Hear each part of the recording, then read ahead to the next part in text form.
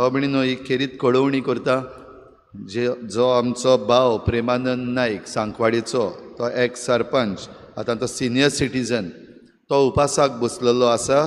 पंचायत सांकवाडेची आसा थंयसर, पंचायत घर आसा थंयसर भायर बसलेलो आसा. आनी तो जो उपास करता तो आपणा पासत न्हू, पूण खेरीत भाशेन हे आमचे फुडले पिळगे पासत हे आमचे दोंगर दोंगुल्ल्यो आसात त्यो सांबाळून दवरूंक. आनी सांकवाडे तावन ही आमची दोंगुल्ली सुरू जाता, ती वास्को पाव पासून काबार जाता.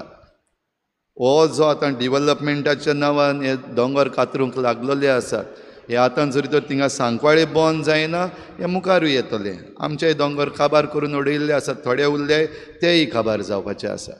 आनी हे तो करता जाल्यार आयज 5वो दीस ताचो उपासाचो आमच्या भुरग्यां पासत. आयज आमी जो संदेश घेतला, तुमच्यान जाता तें करात, उपाय घेयात.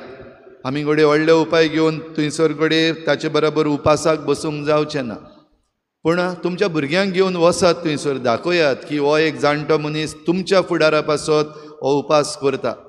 इल्लीशी घोटाय ताका दिवंक थंयसर पावात.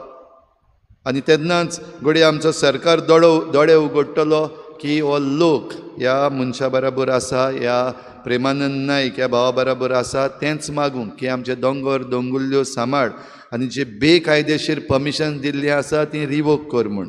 आमच्यान जाता ते उपाय आमी घेवया आनी आमचो सरकार दोळे उगडटलो म्हूण रावया आनी आमच्या सरकारा लागीं मागुया. जें कितें बेकायदेशीर करून आमचें गोंयचें पर्यावरण नश्ट करपाचें काम चल्लेलें आसा तें तांणी बेगीनूच सोडून दिवं.